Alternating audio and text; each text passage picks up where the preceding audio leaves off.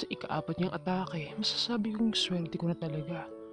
Lumabas ito sa akin at sinipa ko siya mula sa likuran. Malahayop itong lumingon sa akin matapos masubsob sa damuhan. Talagang matigas ka. Marahas itong lumapit sa akin habang sunod-sunod ang hagis nito sa ere ng panaksak niya. Napahawak ako ngayon sa braso kong duguan. Nasa bingit ako ngayon ng kapamakan. Ang daming lumihisto sa utak ko na paano na kung napuruan ako ng saksak ng taong ito. Marami pa akong gustong mangyari sa buhay ko. Naalala ko agad ang pamilya ko. Si Jackie. Nakaramdam ako ng bigla ng takot. Di pa ako handang mamatay. Pero sa kabila ng aking takot, nanatili ako matatag. Di ako maaaring lamunin ng takot lalo na ngayong kakailangan kong lumaban. Pinulot ko ang hindi kalakihang tubo na nasa gilid lang ng aking kinatatayuan. Hinawakan ko ito ng mahigpit. Ramdam ko ang lagkit ng pagkakahawak ko gawa ng mga dugong umaagos sa braso ko. Ramdam ko rin ang sakit ng sugatan kong kamay, ngunit hindi ito ang magiging dahilan para sumuko. Alam kong maya-maya, darating din ang tulong na tinawag ni Jackie. Kailangan ko lang mag-survive. Muling umatake ang kalaban. Bago pa siya nakalapit sa akin, ay nasapul niya na siya ng pamalo kong tubo. Sinapon nito ang duguan niyang batok. Napangiwi ang buwang. Mas lalo tuloy ito naging agresibong mapatay ako. Halos ilang beses niya ako muntik nang masaksak sa tiyan. Di ko akalaing tatagal ako ng ganito sa pakikipagbuno. Siguro nakatulong rin talaga ang kagustuhan ng ama ko noong magsundalo ako. Kaya ako naiilagan ang lahat ng atake nito sa akin. Kaya lang hindi naman talaga kasi ako ganun kagaling gaya ng ama ko. Sa ngayon, wala na akong pakialam kung anong susunod na mangyayari. Basta ang alam ko, gusto kong makaganti sa taong ito. Di ako makakapayag na bastusin niya ang girlfriend ko. Obligasyon kong ipagtanggol ang kapakanan ng taong mahal ko. Ilang beses ko din siyang natamaan sa bawat hampas ko pero sadyang may malapusa tong tao to. Di man lang tinatablan. Naramdaman kong parang biglang nanalabo ang mga mata ko. Pilit kong inaaninag ang taong nasa harap ko. Anong nangyayari? Hindi ako pwedeng mawala ng lakas. Pinilit kong iminulat ang aking mga mata. Nakarinig ako ng kung ano-anong ugong sa aking tenga. May mga taong parating. Unti-unting nawala ng lakas ang aking mga paa. Hanggang sa napaluhod ako sa aking kinatatayuan. Huli kong naalala ay ang narinig kong mahihinang boses ni Jackie. Babe! Babe! Babe! Pasigaw kong tawag sa kanya. Halos mabali ako nang makita ko si Vice na duguan. Sa pagkakataong ito ay pinagtutulungan na ng mga kakilala kong tambay ang taong lasing na gumawa ng karahasan sa amin. May mga tanod na ring dumating. Iyak lang ako ng iyak habang hawak ko ang walang malay kong boyfriend.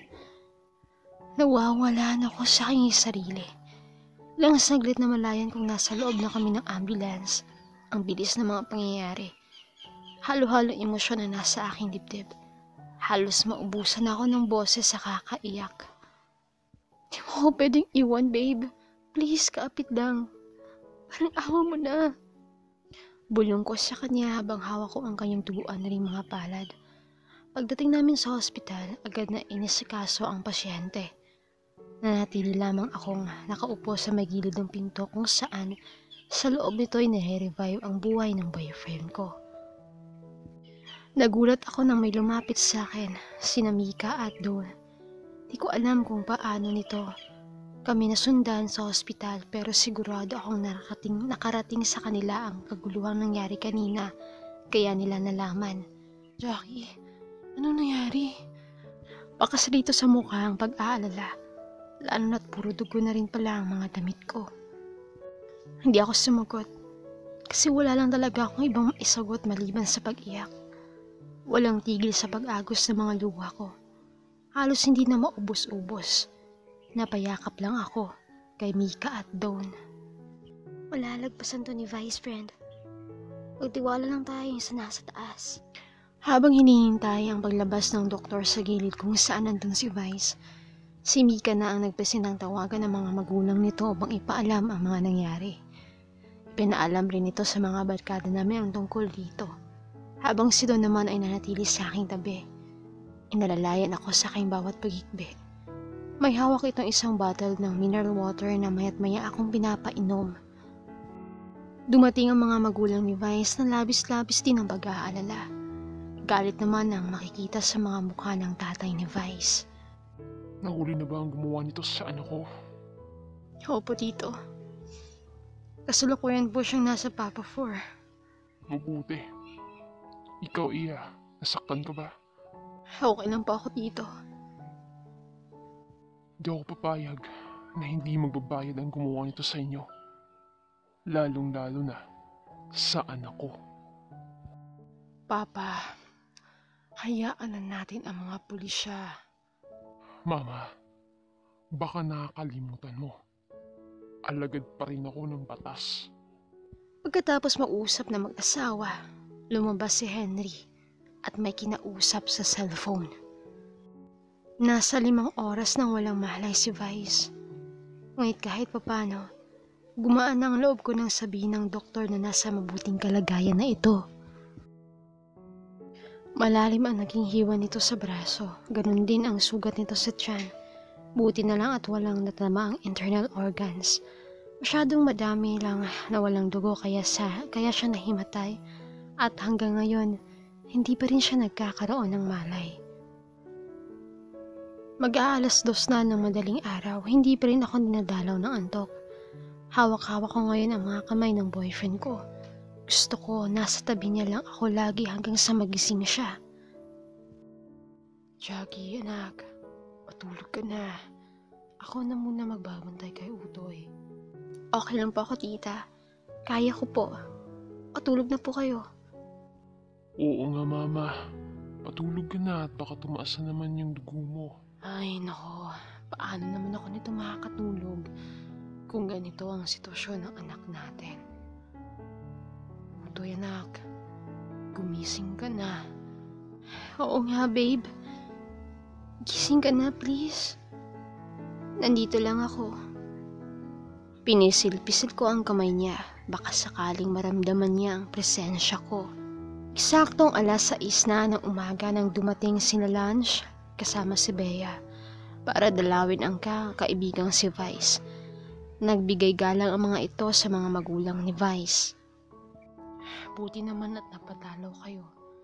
Matutuwa si Utoy nito pag nagising. Kagabi po sana kami pupunta, tita. Kaso hindi ko maiwan mag-isa ang kapatid kong maliit. Bakit hindi pa rin po siya nagigising? Sabi ng doktor, maayos na ang lagay niya. Baka mamaya magigising na siya. Balungkot pero puno ng pag-asang pahayag ko. Halos irap akong imulat ang aking mga mata dahil sa nakakasilaw na liwanag. Unti-unti kong naaninag ang mga anino ng mga tao. Irinig ko rin ang maingay nilang pag-uusap. Bahagya akong gumalaw pero napaungol ako sa sakit ng aking tiyan. Ganon din sa aking braso. Pakiramdam ko bugbog ang buong katawan. Anak, Diyos ko. Salamat sa Diyos at nagising ka na. Boses yun ng mama ko. Pilit kong inaninag ang pinanggagalingan ng boses at nakita ko nga ang nakangiti kong ina. Ma, may gusto ka bang kainin, anak? Anong gusto mo? Naramdam ko may dumampi ng halik sa aking kanang kamay kung kaya't idinako ko ang aking paningin na rito. Babe ko. Ang maamong mukha ng girlfriend ko ang siyang nagbigay ngiti sa aking mga labi. Babe, mahina kong tawag sa kanya. Anak, buti naman nagising ka na. Ikaw na pala itong si Jackie. Kung di nangyaring ganito, aba, baka magkakaroon na pala kami ng apo, hindi pa namin nalalaman. Pero anak, di mo alam kung gaano mo kami pinasay ng mama mo. Natulala ako sa mga nangyayari. Mukhang nagpapasalamat pitong airpot ko at nangyari sa akin to, ha? Totoo ba to? Parang nananaginip lang ako. Di ko alam kung anong isasagot ko. Pinalingan ko ulit ng tingin si Jackie. Alam na nila. Oh, babe. Sinabi ko na. Nabali ako bigla eh. Ikaw kasi, masyado mo akong pinag-alala. Huwag ka mag-alala, anak. Ngayon pa lang, binabasbasan ko na kayong dalawa ni Jackie. Kaya pagbutihan nyo yung relasyon ninyong dalawa, ha? Makakaasa po kayo, Papa. Ginawaran ko ng halik ang mga kamay ng aking nobya. Grabe. Kaya pala mo sweet-sweet niyo lately. Siya ako lang napansin na may mga ibang tao pa pala sa loob ng kwartong iyon. Sabi ko sa'yo eh, may something sila. Anyways, we are happy for both of you. Lalo na sa'yo, Vice. Samantala, tahimik lang si Lange. Wala siyang maisip na sabihin. Takot kasi ito sa papa ko maging si Bea speechless din. Ngunit hindi maitago ang kilig dahil sa mga natuklasan. Kakaalis lang ng doktor upang tingnan ang aking kalagayan. Nasa maayos naman daw ang lahat. Hindi pa rin talaga ako makapaniwala sa mga nangyayari. Di ko mawari ang labis sa tuwa ng aking ama. Nakaramdam rin ako ng kaligayahan dahil doon. Ang sarap pala sa pakiramdam. Yung tanggap ka at wala nang anumang itinatago pa. Anak, may masakit ba sa'yo? Oo po, ma. Inuwakan ko ang kumikirot kong tiyan. Babe, gusto mo kumain? Hindi ka ba nagugutom? Pakiramdam ko, gagaling ako agad dahil sa daming nag-aalaga sa akin. Tubig lang, babe. Please. Dahan-dahan niya akong pinainom ng maligamgam na tubig. Oo siya, lalabas muna ako at bibili na ako ng almusal natin. Sasabay na po kami sa inyo sa labasan, tito.